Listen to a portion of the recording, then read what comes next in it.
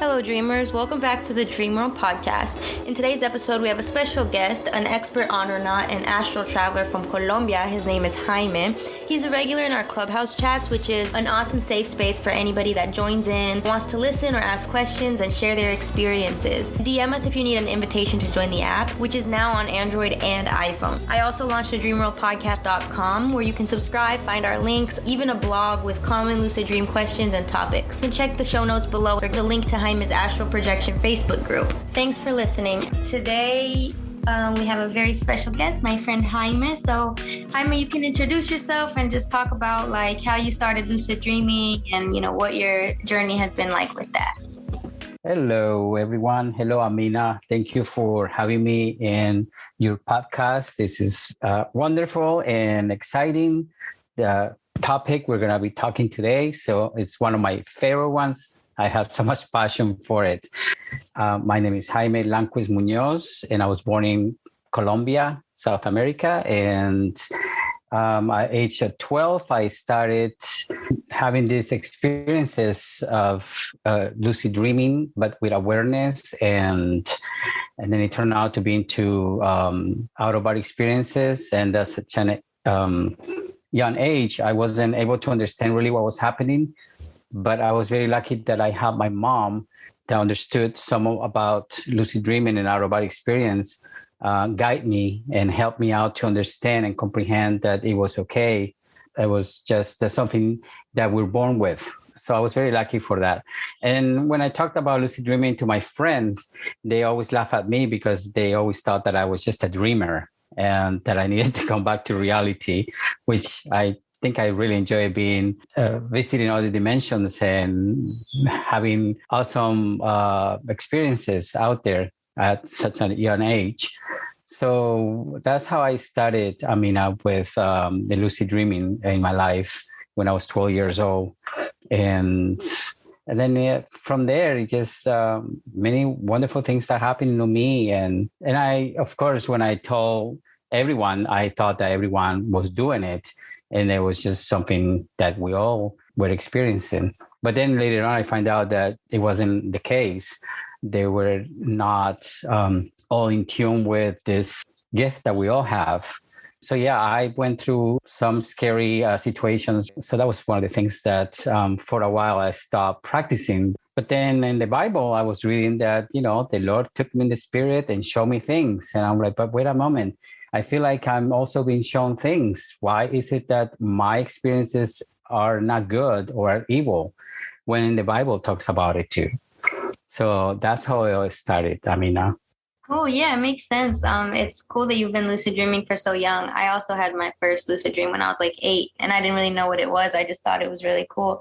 So when you say you had out-of-body experiences, what is for you as like a kid, like how did that differentiate like a lucid dream versus like a spontaneous out-of-body experience? Like how is that different for you?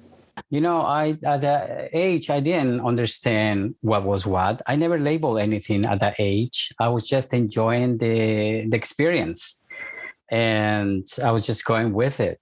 I was able to understand when my body was going into, I guess, the vibrations or something strange was happening. I always knew that I was entering a different vibration.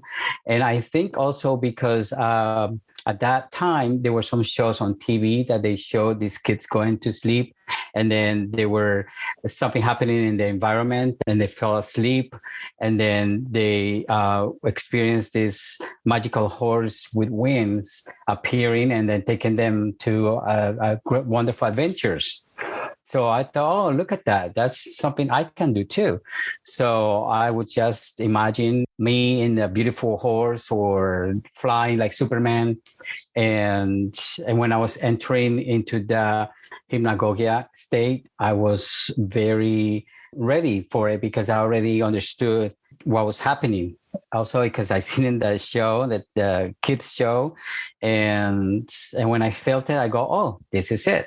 So I just kind of relax and let myself go. That's my experience when I was younger. Later on in life, when I came to the United States, that I went to the Monroe Institute and met with William Buhlman as my teacher. That's when I started understanding more about the phenomena. and the differences and all that stuff. So to answer your questions for me about the difference between the lucid dreaming and the out-of-body experience, I understood that, like in a lucid dream, you become aware in your dream that you are dreaming, right? Now, in the out-of-body experience, you are aware that you're projecting your consciousness out, and you're having those vibrations, and you're having those the physical sensations. And some people have some mental trauma because they don't understand what's happening. And the experience of vibrations and of the body, or the sleep paralysis or blackouts, certain people report other phenomena so that happens to them while they are in the process of having an out-of-body experience. So that's how I learned to differentiate between a lucid dreaming and an out-of-body experience. But you know what? Now I don't try to worry too much if it's a lucid dreaming or if it's an out-of-body experience, because I had learned now to transition from a lucid dreaming without the trauma of the vibrations and the sleep paralysis into an out-of-body experience. I try not to label it and not to analyze it too much anymore, and just go with the experience. And it's more enjoyable that way. Yeah, that's smart, because, everybody will call it different things. And for me, it's like, when the sleep paralysis and the vibrations is kind of like a side effect of the transitioning, whether you're going into a lucid dream or an out-of-body experience or whatever. I feel like it's literally like our soul like flying through the dimensions, and we're just like feeling that, and it can be really like scary for some people that have never felt it before. So a lot of people have, experienced sleep paralysis or the vibrations, and it's scary to them. Like you said, you had some scary experiences, and people maybe like get put off about the idea of lucid dreaming because of that. So like maybe we can talk a little bit about like how to deal with that, and like understanding that it's a part of the process, but there are ways around it. Like you said, like setting an intention before you go to bed is really powerful, and really just kind of practicing that and embracing these experiences is like part of the process, Right. Exactly. Embracing the experience and welcoming them. Once you understand and comprehend the nature of the lucid dreaming and the out-of-body experience or astral travel, we start understanding that it's a tool that we have to enhance ourselves beyond this physical body. So as we know, we are more than this physical body, as the Robert Monroe says on the Monroe Institute, we're more than this physical body. So therefore, there's no harm that will come to us, which is pure energy.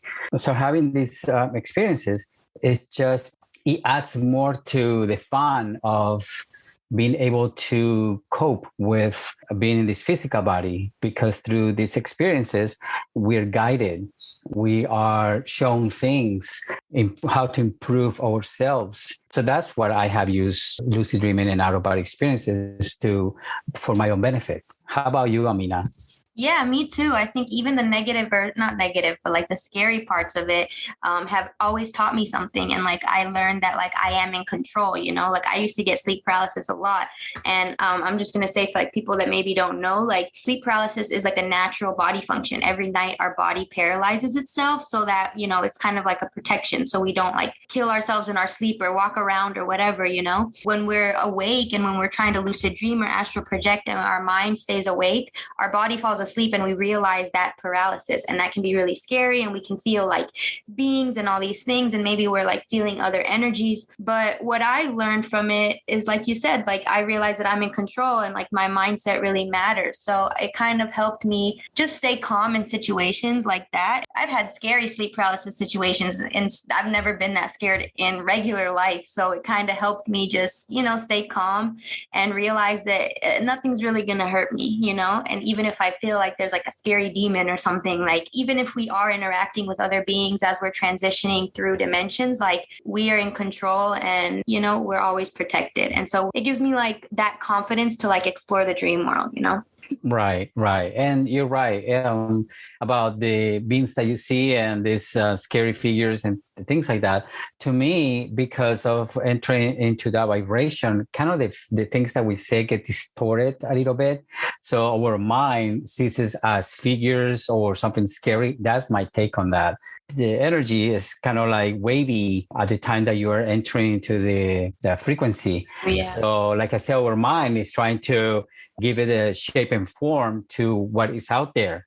Yeah, maybe the being is just chilling and we're assuming that it's an evil demon, but maybe they're just helping us. You never know. Exactly. There's maybe nothing out there really. One of the things I know for sure is that, and they are, but if you go not with so much fear, these things don't interact with us, or our mind just kind of relax and then just kind of does not make out anything out of it. So I have not had that many scary experiences, and I have not had anything going after my body or trying to get into my body. Once I eliminated that belief system, because I grew up Catholic, and of course, with lots of fears that was input in me.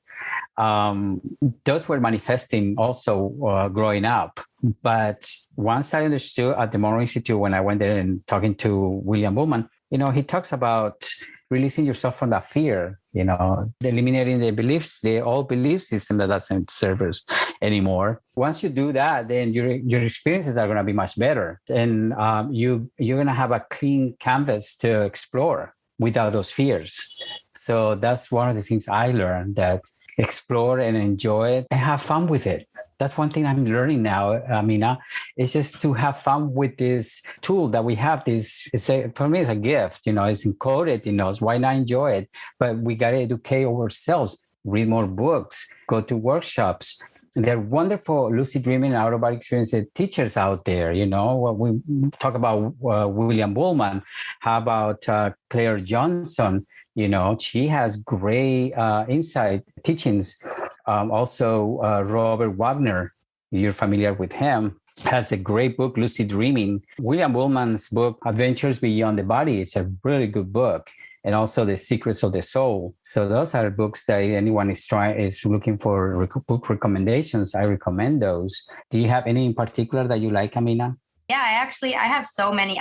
Some of my favorites, definitely Robert Waggoner. I also really like Joe Dispenza, also Joseph Mercy, The Power of the Subconscious Mind. And for the lucid dream ones, I like the liminal dreaming, which is about it's good for beginners. I don't know if you've read it, but it's about exploring your hypnagogia and kind of that transitional period from when we're going to sleep. So it's kind of like riding the wave of consciousness before you fall asleep. And a lot can happen in the liminal dream space. A lot of people ignore that and focus on lucid dreaming and dreaming, but the hypnagogic stage or the liminal phase, whatever you call it, there's so much that we can see there too. So it's really cool. And yes, there's so much out there that we can do and explore and educate ourselves, because there's so many fears out there about practice of lucid dreaming, and that this is not good, that this is dangerous, and it's not. It's part of us. It's part of who we are. Why is it that we've been told that it's something not to do, it's scary, when majority of people in the world are having them, are experiencing them? So there's something there that is, like I said, it's encoded in our DNA. And we must permit ourselves to embrace the gift and explore it and study it. And this should be in all the schools too, being taught in the churches or schools, because it's part of our spirituality also. And having these mystical experiences, like William Buhlman talks about, a higher self. That's the most wonderful thing ever. If you ever want to connect with your divine source, this is the best way of doing it. Yeah, you're right. And what's interesting is, like you said, it's a gift. And I love that word, because it really is a gift. It's a tool that we have a third of our lives asleep. We can use it to benefit our life in so many ways and to understand ourselves and the world better. And, children, they have softer brains, or they're more in tune with the universe in that way. They have more lucid dreams. And like you said, I think it's really cool that you kind of grew up and your mom was telling you about dreams and stuff. Because, some parents, they just kind of don't listen to their kids' dreams, and then the kids grow up and they kind of just forget about it and they lose touch with that part of themselves. But I think kind of now that the world is waking up a little bit, we're all starting to realize that this is something normal that we all do. So how can it be bad if it's already encoded in us, So I'm glad that the world is kind of realizing. And like you said, our minds really and our emotions especially have an effect on our experiences. So if we think we're scared, and if we think that something is bad, and if we have a negative thought process about something, that's what we're going to experience. But if we embrace it with like love and curiosity, like a child would, a child that has never been hurt or knows, all the bad things of the world, they're going to see things with a more open mind, so that's why, like we always say, like, embrace life like a child. Yes, that's something I always say too, and I'm so glad you mentioned it. Yes, number one that you mentioned is that the world is waking up. More people around the world now, they're tuning in with their inner self. They're learning to go inward and explore. We always do the outward exploration, but William Buhlman always said, go inward. And that's where all the answers are. That's where the experiences are. And also the children, look at them. They're having their dreams. Now as we understand more about lucid dreaming and the out-of-body experiences, we can guide our children better for when they have bad nightmares, to be able to deal with it and heal from it. People that are having trouble with themselves, dealing with their emotions, their mental issues, no one seems to understand what they're going through. Lucid dreaming and out-of-body experiences is a great tool for healing our inner child. For everyone that is having emotional trauma there, to be able to understand what, go back in the timeline and work on that, so they can live a better present life and be able to move forward. So that's something that one of the benefits about lucid dreaming is the healing part, and also sparks creativity in the brain. You come up with so much creativity and writing and music. And I remember when I was going to school for fashion design, I had to enter in a competition, and I didn't have nothing to present, sketches or anything, to my teacher. And that night I asked that I would like to have an experience that I could see what could I present to my teacher for a fashion show, the statewide competition in San Francisco. And then I dreamt of all these beautiful gowns coming out of pasarela, and I saw the fabrics, and I saw myself what I was doing, how I was doing it, the draping and the sewing and the sketches. And the next day I went to school and I started working on it. I did my sketches, I presented to the teacher, and the teacher loved it right away, even though I was just a beginner in my first semester in fashion. And then when I finished the gowns, they sent them out to San Francisco, and I got a second place statewide competition, with these evening gowns. That's awesome. I think some people that are new to lucid dreaming don't know how much possibilities there are. Like, it is like an open canvas in the dream world, and we can create things, and it's like a tool, like a life hack. We can get advice and we can get help with real world problems. Like, this isn't just dreaming, it's helping us. And I've heard so many cool stories like that. So it's just fascinating to me that you did right. that. Right. And yes. And the other thing too is myself, when I was in Colombia, the reason I'm here in the United States is because I wanted to, I asked my dream escape that where was the best place for me to develop as a person? Where is the place in any country in the world for me to live? And then that night I dreamt of California. I was walking in the streets and I see these stars on the pavement, on the sidewalk. And then I see this kind of Chinese building. And then in a movie, when I woke up, I wrote it down. And then in a movie I was watching, I see these people walking on the sidewalk and I see stars right in the pavement. And then I see this Chinese, they call it Chinese theater. And I go, oh, this is it. That's where I'm going. It's like all the answers are just there, and we just have to ask. And the universe is just so willing to help us. Yeah. When I turned 20, then I was able to come up here and then my life has evolved from there. And all great things that start happening and evolving for me. So that's one of the things that is so cool about lucid dreaming, that you can ask for guidance in your life. Anything that something's bothering you, anything that is you want to know, place you want to go and live, a relationship, manifest the person in your life that you might want. You might be able to see it in your dream. True, very true. Yeah, I've done so many manifestations in my dreams, and it always just blows my mind every time. Like, wow, I really dreamed this. And it's like the literal definition of like making your dreams come true. In my case, I started using lucid dreaming for manifestation, manifesting things for myself, to better myself, to heal, for healing. So the other thing too about manifestation is, if manifesting the job of your dream or a business. I remember working at a restaurant and as a waiter, and I wanted to step up. I felt like I could do more than just working at a restaurant. There's nothing wrong with working at a restaurant, but my time at the restaurant was done and I was ready to move on. Sometimes your higher self tells you when it's time for you to start moving on, that you're ready. And you got to pay attention to signs, to symbols, to words, keywords, being tuned with everything surrounding you. There's the answers right there. So in the restaurant, I remember something happened in the restaurant with a customer, and I went to the freezer of the restaurant and I just throw myself on the floor on my knees and I start praying for, Lord, make me a businessman. I don't know anything about business, but I know you guide me. And you put the right people in, and for me to guide me and to help me out with the business. You know what? Within few weeks, I became an owner of a spot that I used to work also. So, and the dream was shown to me that place was going to be mine. Go and touch it. Say to myself that it's mine. Everything is mine. And I did that. I followed what the dream was telling me. And you know what? One thing led to another one, and a few months later, I became the owner of the spa. Wow! And it changed my whole life from there. That's crazy.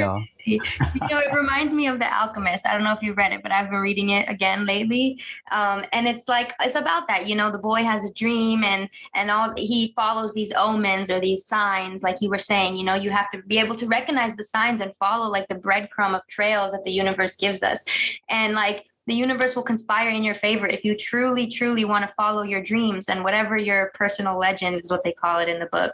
Whatever your personal dream is, when you take that chance and you just do it and you have full faith in yourself, it will happen. You can't have a doubt. Like I've worked in restaurants too, and I do not miss it. But the day that I just quit and I moved on with my life, like things just started coming together. Like you said, a new chapter, and you just have to just take that leap of faith, Exactly. I love what you said, a new chapter, and you do got to pay attention to the symbols, to the signs out there, because like that book that you just mentioned with that child, the kid that had these dreams, we are that child. We are the same. We're all the same, and we all had dreams. And you just got to learn to tap into them and listen, and then you'll be able to. It's like a pattern that you got to follow, and then portals of opportunity will be opening, but you got to be able to recognize them, so you can jump into the portal and enter into a new reality. You don't have to live in that old reality anymore, because you're ready, like you said, you close that chapter and you're ready to start a new one with a new you, and start vibrating at that new vibration that you have been aligning yourself for, so you can be manifesting your goals, be able to transform yourself into a new person. And I think also Dr. Joe Dispenza talks about that too. The old habits or something and become the new you. Yeah, changing your mind. He has the Evolving Your Brain, that one. He has a couple good books about it. Yeah, so those are things that, then you pay attention to them and say, wait, I can do that too. I have the ability to do it. Exploring the nature of our essence of who we are, that we're just more than this physical body, True. And in the dream space, like I just want to add to what you're saying, in the dream space, like there's no limitation. So like if you have a disadvantage, or if you're poor, or if you live in a shitty town, or whatever it is, like the dream space does not limit you to anything. You can really create that for yourself and figure out. It's like seeing things from a bird's eye view. Like you can see what you have to do in order to get to your goal. And no matter where your starting point is, like, the dream space can help you get there. That's why I think it's so powerful, because it eliminates all of our disadvantages, And educate yourselves, because sleep paralysis, vibrations, they're not that scary if you understand the nature of it. And it's when we don't understand and it's unknown to us that we create those fears, or those fears takes over us. Once I understood how it works, my fears are gone, and I'm able to lucid dream or had an out-of-body experience more at ease and more enjoyable. And that is what's going to help us transcend. We start transcending into higher levels of consciousness, which is very important. One of the things too, Amina, if I may, is techniques. People wonder, what kind of techniques do you use or we use? So do you have a particular one that you want to share? Yeah, for sure. I think I do have my own. And I think it's important that everybody reads and reads and reads. Like you said, do your research, read about all these people that have so much to offer, because all of that helps you figure out your own experience. Like you can hear from other people so much, but your own experience is the best teacher, because we're all different. So I've always kind of been a natural lucid dreamer. So even if I don't try, I'll just have a lucid dream every, once a week or every couple of weeks or something like that. But when I do try, I do, while I'm going to sleep is the most important. I'll set an intention and I'll stay very still, and I'll try to kind of just keep my awareness so that when I do start dreaming, I already remember that I'm dreaming. And I'll usually just start in my dream lucid. I'll just start the dream lucid. But I also do reality checks, and I incorporate that with my dream journal so that I'll do a reality check in my dream as well, and I become lucid off of that a lot. So I'll use my hands, and my hands will always stretch like rubber, or I'll have crazy fingers or something like that. So those are my most common ways of becoming lucid. And once in a while, I'll do wake back to beds, and I have some lucid dream supplements that I like to play around with. I just use them sometimes, when I really want to have a lot of vivid dreams.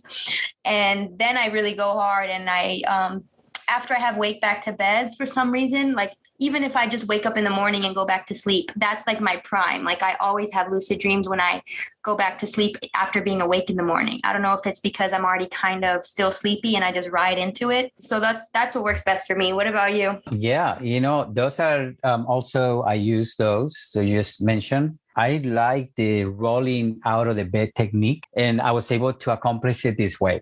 During the day, you go and get on your bed, and then you practice rolling side to side, left to right, or right to left, whatever, which way you want. And then just practice rolling side to side. And then you with jump your up. mind? Yeah, no, with your body, physically. Oh, physically, okay. Yeah, get on the bed and then roll yourself physically to get familiar with the sensations of the rolling. And then you roll side to side, and then you jump out of the bed. So that's how I accomplish it. And then suddenly one night I did my affirmations, everything, maybe a few weeks after practicing that. And suddenly I felt when I roll out, and I felt when I jump out of the bed. I had the vibrations and all stuff, and I already knew. So I remembered the rolling technique. So when I was feeling my phantom wiggling, my hand was like a phantom. Then I knew right away that I was ready to roll out, and I did my rolling out and I jump out. That was an out of body, detached consciousness, out of body experience. Yes. So I have done that, not by rolling, but I'll have these false awakenings where I'll be in my room and I'll jump, but I don't see my body. Do you see your body sleeping? Yes, I have seen my body, and that's how I know, hey, I'm out. I'm going to try it. I think I can. Yes. So the other one is the target technique, which is by William Buhlman in his book. In his book, he mentions that when you feel the vibrations and you say right away, to the door now, and then suddenly you go to the door, and then you open the door, and then there's something, whatever you have placed affirmations for, what your plan of action is that you want to experience once you're in an out of body experience. Then when you open the door, that's what's going to happen. That's what's going to be out there. Or to the window now. He says to the window, and then you add now with power. So there is some commands that he teaches, like awareness now, clarity now.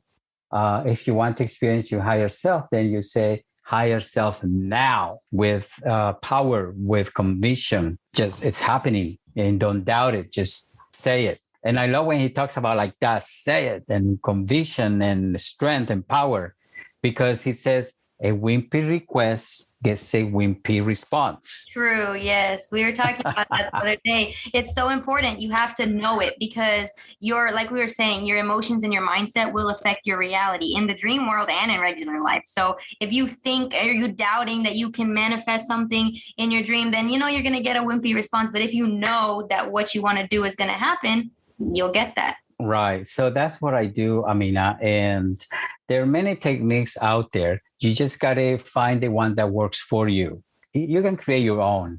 One of the things I do too is I go to my garden, and to create more lucidity, I looked at the flowers very closely. I look at the leaves, and I look at all the details.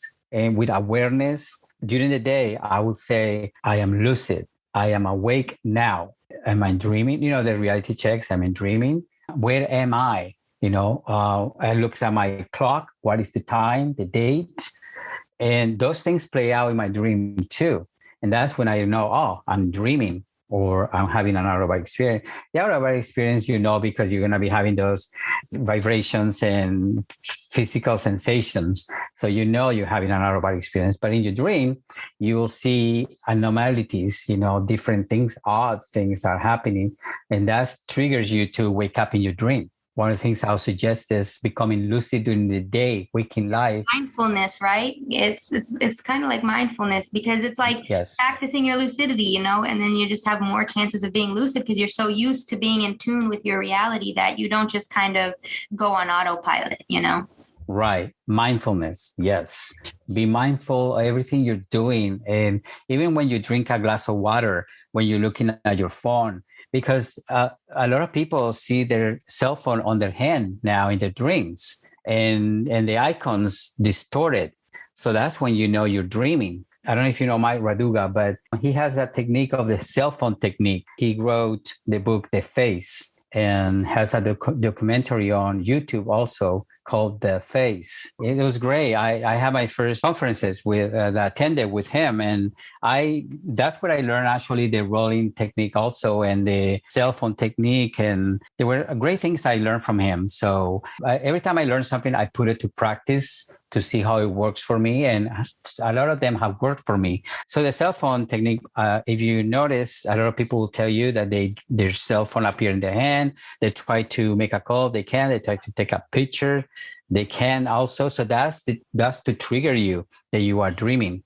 Yes, true. I love that. I'm going to try a lot of the things that I'm learning today. The other thing I wanted to ask you about was the Monroe Institute. I think that's so fascinating. So maybe explain a little bit about that. I don't know if a lot of people know about the Monroe Institute and all their research on astral projection. They even worked with the government and all this stuff. So I don't know what you did there, but I'm just giving a little background. I learned about the Monroe Institute through my friend Karen. She's a nurse. I met her through Facebook groups. I have created a astral projectors group on Facebook about, maybe about 20 years ago, and it's still going. I met her through my group, and she mentioned the Monroe Institute. So, and she mentioned about William Buhlman and techniques, and I was fascinated by that. So she said there was going to be a 2-week workshop at the Monroe Institute with William Buhlman. So I said, okay. So money was able to be manifested to go. And so I learned that about Robert Monroe and what he was doing there, to how he discovered the binaural beats with sound, and how alters the state of mind, and how it got himself into these altered states in dimensions and things like that. So it was fascinating to me. Also, I learned that there were Stargate program for remote viewing. And for those of you that don't know, the Monroe Institute was an experimental research program that they used real-time EEG monitoring during different out-of-body experiences, remote viewing, and lucid dreaming exercises. And at some point, they paired up with the U.S. government, who was doing research on experimental psychic spying programs for their enemies using astral projection. But what in those 2 weeks, I just learned a lot from the workshop. Has changed my life completely, because it gave me the more foundation that I needed, because we all had those experiences, but if we don't have a good foundation and good understanding, it gets kind of lonely out there when you're all by yourself. And that's why it's so important to join a community that we can talk about it, like you do, Amina, on Clubhouse. You have such a wonderful community that in teaching people about this and talking, that it helps others to know that we're not alone. We're not out there alone. Help is out there. And we can recommend teachers and people that had these experiences. All I can say is my experience at the Monroe Institute was wonderful. I loved being able to travel there. That experience changed my life, and I'm still good friends with William Buhlman and many others.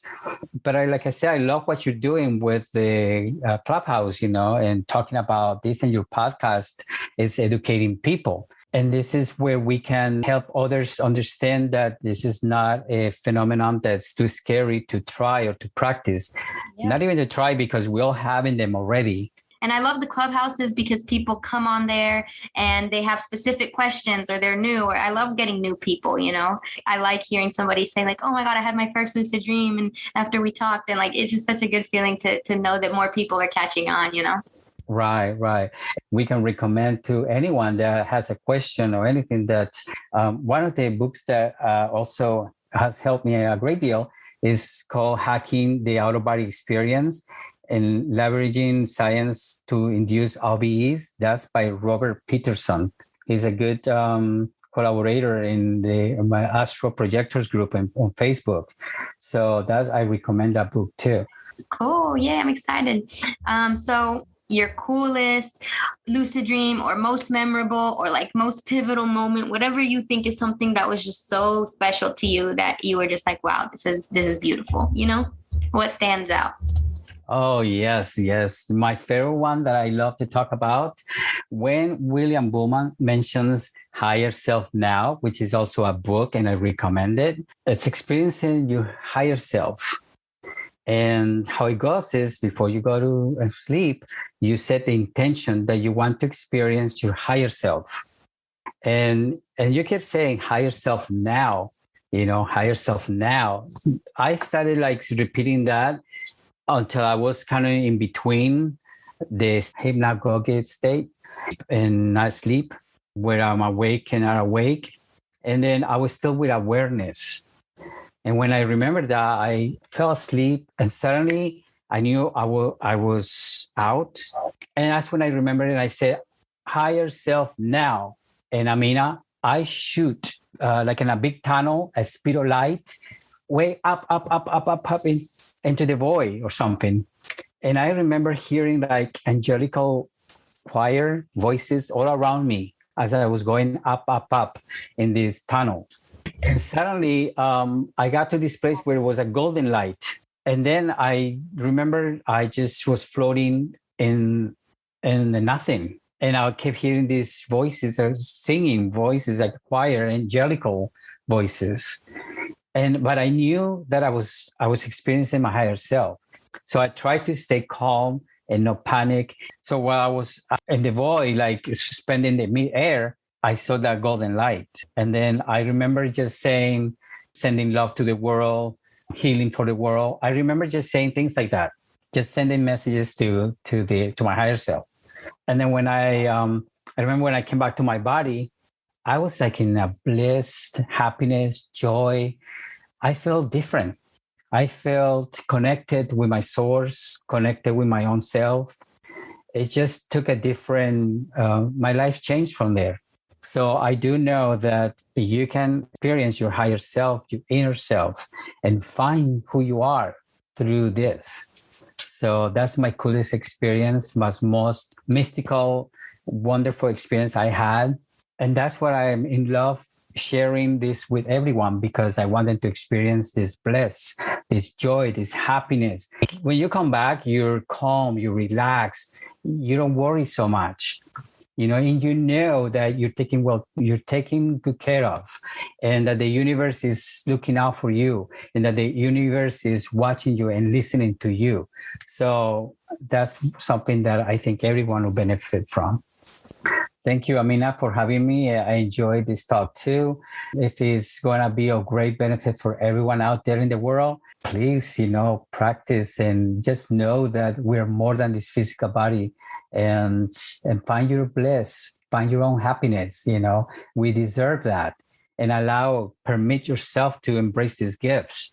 Once you do that and open your heart and open your miraculous you, then things start manifesting for you. So I leave you with that one. Thank you. Well, if you made it this far, thanks for listening to the Dream World podcast. If you like these topics and you want to hear more and talk to us about it in more detail, find us on Clubhouse. You can also find us on Instagram and thedreamworldpodcast.com. So thanks for listening. Peace and blessings and sweet dreams, everyone.